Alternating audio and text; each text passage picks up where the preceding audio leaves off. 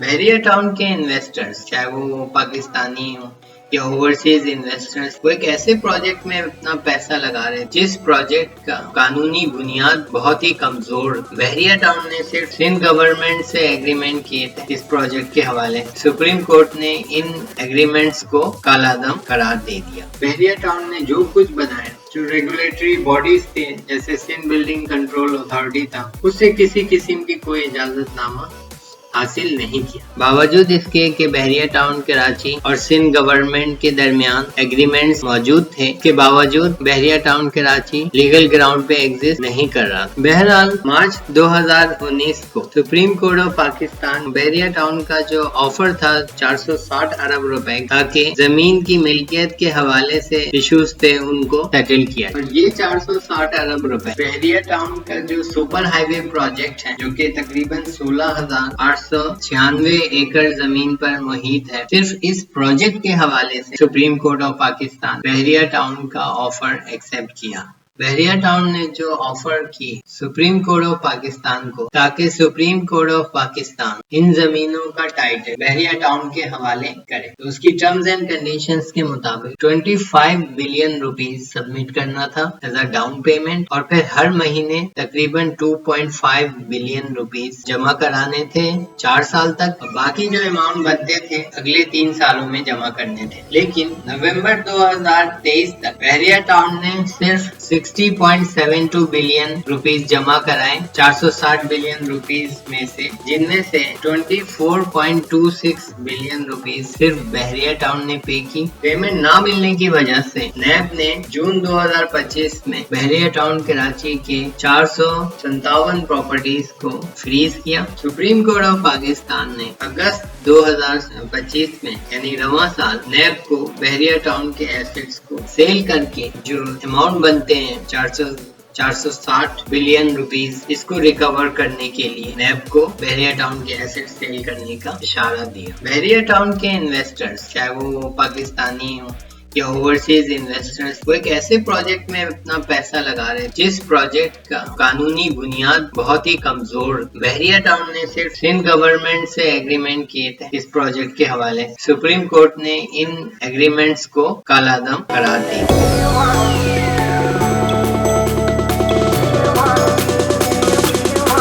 بحریہ ٹاؤن کا map board of revenue سے اپروو نہیں تھا اور یہ میپ اسٹیٹ ایجنٹ تھے وہ سب یہ میپ شو کر رہے تھے بحریہ ٹاؤن کا. لیگل گراؤنڈ میں یہ میپ بورڈ آف ریونیو نے اس میپ کو اپروو نہیں کیا ہوا, یا پھر سندھ کا جو ماسٹر پلان ڈپارٹمنٹ ہے اس میں بھی اس پلان کا کوئی تذکرہ نہیں تھا. یہ صرف بحریہ ٹاؤن کا اپنا ماسٹر پلان تھا اور بحریہ ٹاؤن کی سندھ گورنمنٹ سے ایگریمنٹ کی وجہ سے یہ ڈیولپمنٹ ورکس چل رہا. لیکن لیگل گراؤنڈ میں بحریہ ٹاؤن کا جو میپ تھا اس کی کوئی لیگل بیسس نہیں تھی. اوورسیز انویسٹرز اور پاکستانی وہ صرف اور صرف ایک فائل کے اوپر اپنا پیسہ لگا رہے تھے. اس فائل میں نہ تو پلاٹ نمبر تھا نہ اس کی لوکیشن تھی. بہرحال اگر بحریہ ٹاؤن نے اپنے پیسے سپریم کورٹ کو جو کہ 460 ارب روپے بنتا ہے سبمٹ کر دے تو سپریم کورٹ آف پاکستان بحریہ ٹاؤن کو زمین کی جو ٹائٹل ہے وہ ڈیلیور کر دے گا. یہ سارے نقشے ریگولرائز ہو جائیں گے. لیکن نومبر 2023 تک بحریہ ٹاؤن نے صرف 60.72 بلین روپیز جمع کرائے, جن میں سے 24.26 بلین روپیز بحریہ ٹاؤن نے پے کیا.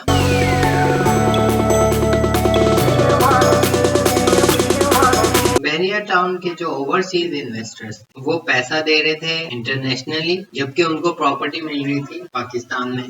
ایک طریقے سے وہ سواپ کر رہے تھے انٹرنیشنل ڈپازٹس کو پاکستان کے ایسٹس سے. Federal board of revenue overseas Pakistanis کے جو انکم ہوتا ہے وہ پاکستان میں نان ٹیکسیبل ہوتا ہے, اس لیے کہ وہ آلریڈی ٹیکس دے چکے ہوتے ہیں. یوکے کی جو national crime agency 190 million pound recover کرتی ہے بحریہ ٹاؤن کے چیئرمین سے. اس سے صاف ظاہر ہوتا ہے اوورسیز پاکستانی اپنا پیسہ یوکے اور U S A middle east ہے ان کے وہاں سے وہ پیمنٹ دیتے تھے بحریہ ٹاؤن کو, اور بحریہ ٹاؤن اس کے بدلے میں پراپرٹی وہ پاکستان میں ان کو دیتی تھی. اس حوالے سے جو بھی ٹیکس کے ایشوز تھے اس کو پراپرلی ہینڈل نہیں کیا. 2019 میں جب یہ پیمنٹ ریکور ہوا تھا اس وقت یہ کہا گیا کہ یہ جو اماؤنٹ ہے وہ سوشل ویلفیئر کے لیے استعمال ہوگا، لیکن پاکستان کے پارلیمنٹ نے یہ 190 ملین پاؤنڈ بحریہ ٹاؤن کے حوالے کر دیا۔ NCA نے جو 190 ملین پاؤنڈ ریکور کیے تھے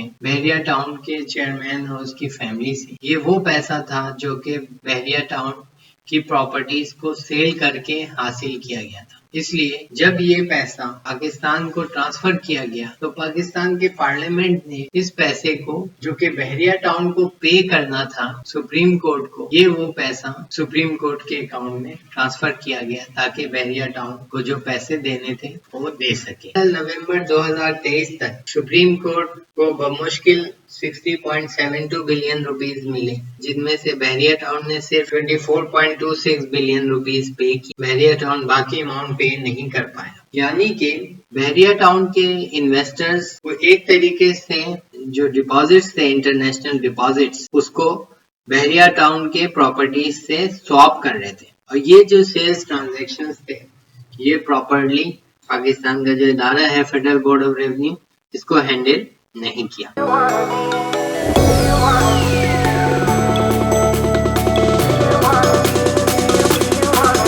بحریہ ٹاؤن کراچی نے سندھ گورنمنٹ سے ایگریمنٹ کیا۔ ایگریمنٹ کے تحت یعنی جو زمینیں ملی ڈیولپمنٹ اتھارٹی نے لو کاسٹ ہاؤسنگ سوسائٹی بنانے کے لیے سندھ بورڈ آف ریونیو سے حاصل کیا تھا، اس زمین کو بحریہ ٹاؤن کے حوالے کیا تاکہ بحریہ ٹاؤن ایک ورلڈ کلاس ہاؤسنگ سوسائٹی بنا سکے۔ لیکن بحریہ ٹاؤن نے جو کچھ بنایا، جو ریگولیٹری باڈیز تھے جیسے سندھ بلڈنگ کنٹرول اتھارٹی تھا، اس سے کسی قسم کی کوئی اجازت نامہ حاصل نہیں کیا، اور سندھ بلڈنگ کنٹرول اتھارٹی بھی خاموش رہا کیونکہ ان کو پتا تھا کہ سندھ گورنمنٹ نے ایگریمنٹ کر رکھا ہے۔ بہرحال اگر بحریہ town Karachi supreme court of Pakistan کو 460 ارب روپے اگر جمع کرا دے، بحریہ ٹاؤن کے جتنے سارے ایشوز ہیں وہ ریزالو ہو سکتے۔ سندھ بلڈنگ کنٹرول اتھارٹی نے کبھی بھی بحریہ کے جو مارکیٹنگ پلان تھا، سیلز پلان تھا، اور بحریہ کے میپ، بلڈنگ پلانز ہر اسٹیٹ ایجنٹ کے پاس ہوتا تھا، ان سب پہ کبھی آبجیکٹ نہیں کیا، اور بحریہ ٹاؤن کھلے عام اپنے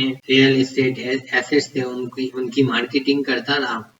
اب پاکستان کے ملک بھر کے سارے اسٹیٹ ایجنٹس بحریہ ٹاؤن کا میپ ڈسپلے کرتے رہے، بحریہ ٹاؤن کے بلڈنگ پلانز ڈسپلے کرتے رہے، لیکن سندھ بلڈنگ کنٹرول اتھارٹی نے ان سیلز پلان اور مارکیٹنگ پلان روکنے کی کوشش نہیں کی۔ سپریم کورٹ آف پاکستان نے اس بات کو ایکسیپٹ کیا کہ سندھ گورنمنٹ اور بحریہ ٹاؤن کے درمیان جو بھی ٹرانزیکشنز ہوئی ہیں لیگل ہے اور اس کو لیگل بنایا جا سکتا ہے، لیکن پچھلے 5-6 سالوں میں بحریہ ٹاؤن نے کوئی ایفرٹ نہیں کی کہ سپریم کورٹ کے اکاؤنٹ میں 460 ارب روپے جمع کرائے۔ جب تک 460 ارب روپے جمع نہیں ہوں گے، سپریم کورٹ آف پاکستان بحریہ ٹاؤن کراچی کو زمینوں کا جو ٹائٹل ہے ٹرانسفر نہیں کرے گا، اور ان زمینوں کا جو ایکچوئل جو اونر ہے ملی ڈیولپمنٹ اتھارٹی ہے اور سندھ بورڈ آف ریونیو ہے۔